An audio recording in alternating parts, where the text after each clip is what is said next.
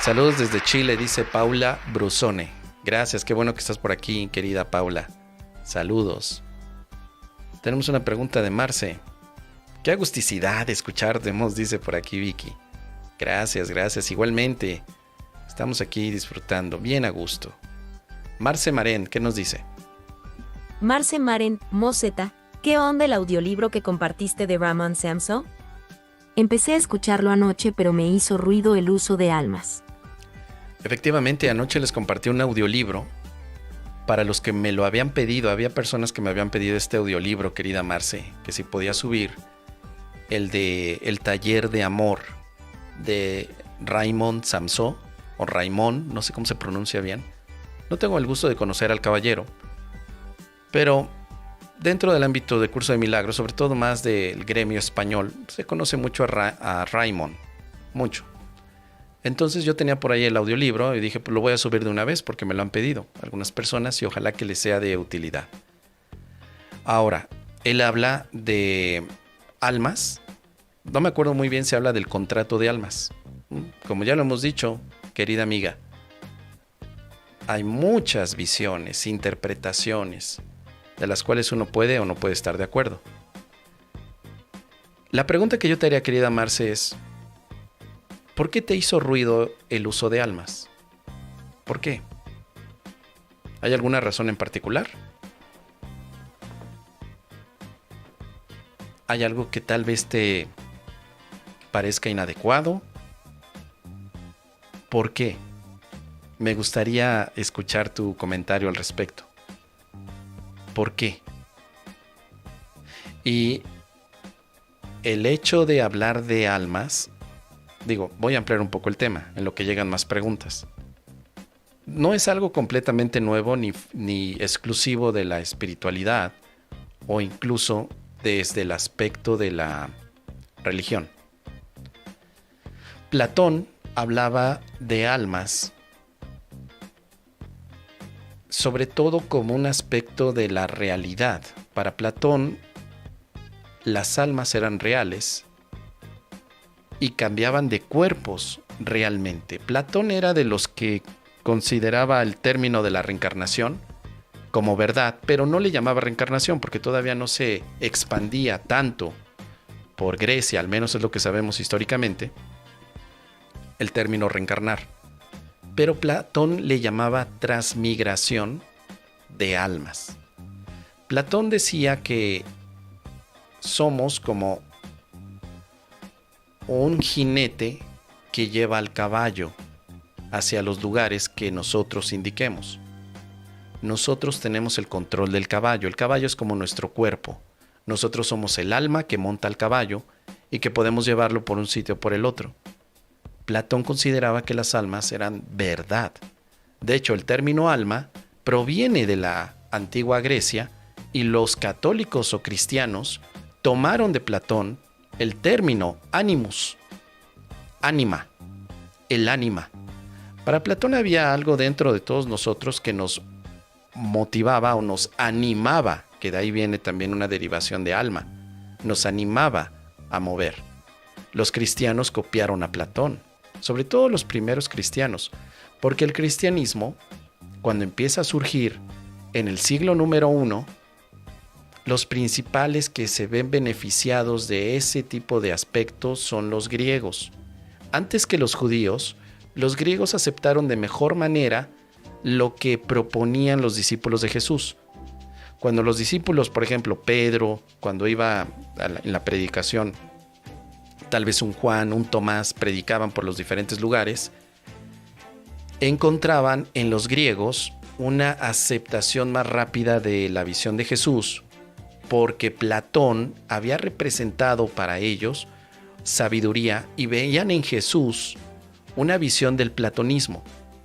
Lo que Jesús hablaba con el Evangelio o con el hecho de que somos todos hijos de Dios, hay un reino de los cielos, era muy similar a lo que decía Platón. Hay un mundo de ideas que son perfectas e ideales. Y Jesús decía, el reino de los cielos es la perfección del amor, es un Padre que nos ama a todos nosotros.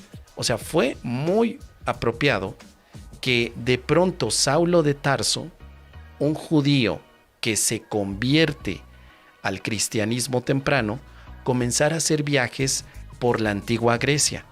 Los que son católicos y han ido a la iglesia a escuchar de pronto la segunda lectura donde se hablan de las cartas, carta a los Efesios, carta a los Corintos. Corinto era una región griega, los Efesios también, eran griegos. Pablo hizo mucho marketing estando allí porque fueron los primeros los que aceptaron el mensaje de Jesús porque lo equiparaban mucho al platonismo.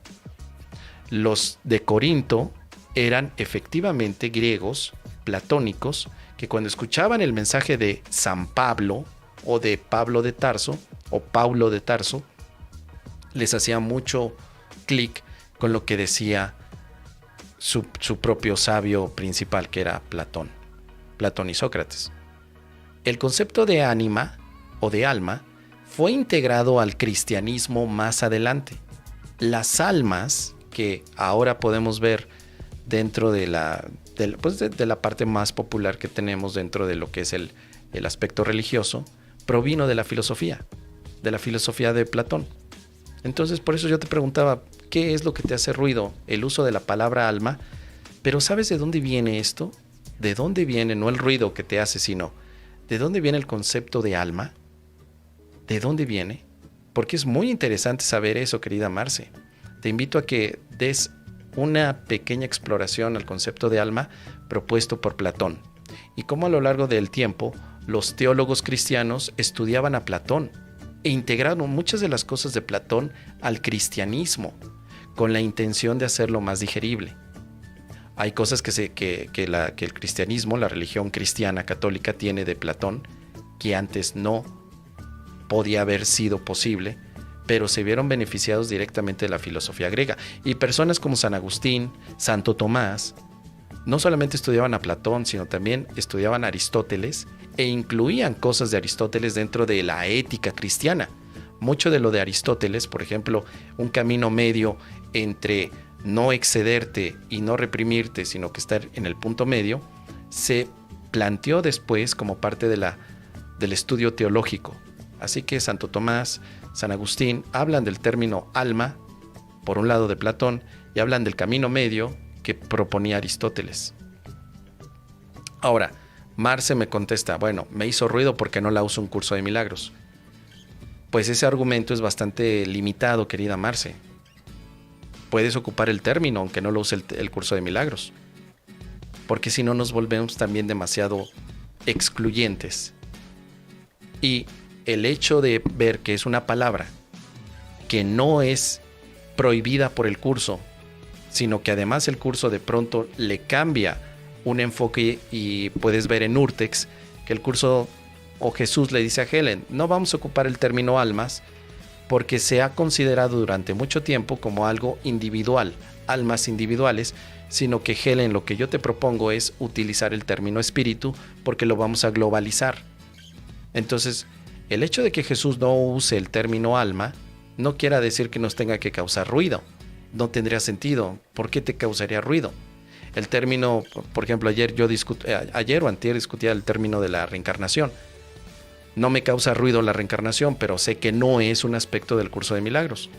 Sin embargo, no significa que no pueda escuchar lo que otros dicen acerca de la reencarnación, porque cuando veo que tiene también un contexto de muchos años de tal vez de enfoque a personas que desean vivir la eternidad a como dé lugar, y que términos como reencarnación o migración de almas de Platón se ha llevado como un deseo de la humanidad, pues no tendría por qué generarnos algún tipo de escozor, como digo.